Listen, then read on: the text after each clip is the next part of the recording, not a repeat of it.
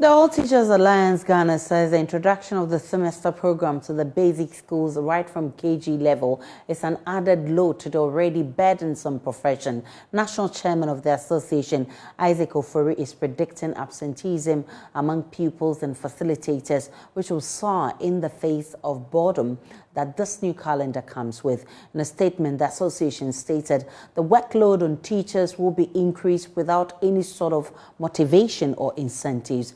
Let's get on Zoom and speak to the national chairman of the association, Isaac Ofori. I'm grateful for your time, sir. You are saying the semester system is highly insensitive and awkward for the employer to subject the employee to such an environment of distress against the labor laws of this country. How do you explain that?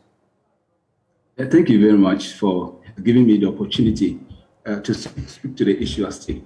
As we have already indicated, the semester system is not going to be a favorable one because looking at the whole program and the courses that the children are taking in school, it does not warrant such a long period in school.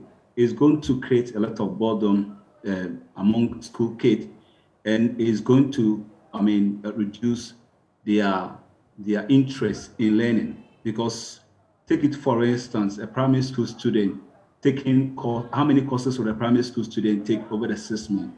Is he going to take 6 courses? And how many times is he going to learn these 6 courses over the 21 weeks that has been given to them? So we realize that the semester for the KG up to the JSS is not feasible in this context. We have always maintained that the trimester system has not proven to be an ineffective system, and no justification whatsoever has been made for the trimester system that is not working well for a primary school or the JSS student. So virtually, you can see that it's going to create a lot of gap among the gap that has already been created. Teachers are complaining that it's going to take a lot of energy from them. We are undermotivated. When you go to so many places, teachers are undermotivated. So if you bring such a long system, which is going to take away a lot of time from teachers from even, taking other private issues serious in addition to what they are doing now, it's going to create a lot of problem. So we have said that absenteeism it will go to set in because children will not be motivated enough to go to school. We don't know how many courses JSS students are going to take over these 21 weeks that they are proposing.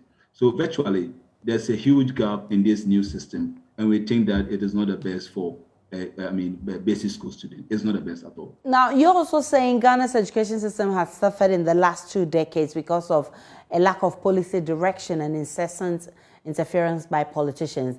You say this is hurting our educational system and it is affecting the teaching and learning environment. How so? You see, over the years, policies that have come out from government, to be implemented has been done under political tone. You see that this is taking the shine from our education system. So take it, for instance, politicians devise the policies, and when they bring the policies, we expect that stakeholders will sit down, digest these policies, and look for better ways and means to implement the policies.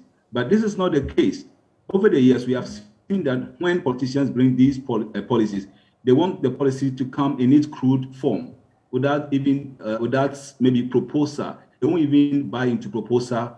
They would like to even escape stakeholder engagement, and they would like to bring the policy in its crude form just to maybe score political points or any other thing that could give credit to the government.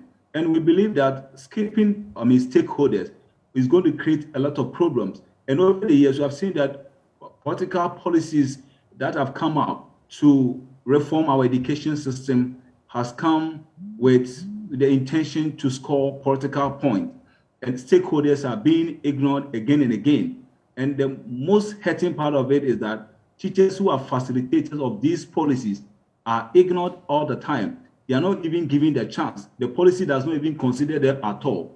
Because if you look at all these things, if politicians come out with policies every day and teachers are put aside, it's still that it's not going to improve education the way we want it. So we have seen a lot of educational reforms.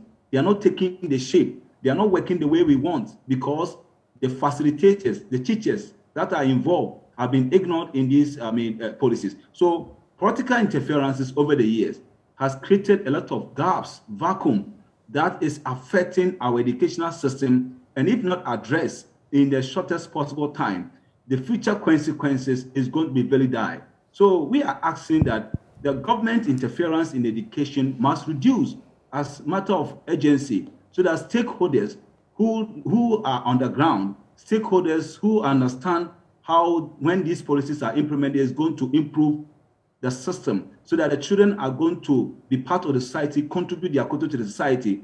Teachers are going to bring the best out of them, so that our education will take good shape. Other than that, good policies will come, and the impact that we expect that will have on the children, the impact that we expect that it will have on the economy will not be realized, because it has come in its crude form, because stakeholders that should be involved in making sure that these policies are implemented in its best form are either ignored, sidelined, or are not listened to. That is the major problem we are facing now. That's why we say that political interference has created a lot of gaps in our education system, and it's taking a shine. I'm grateful for your time. Isaac Ofori, he's National Chairman of All Teachers Alliance Ghana.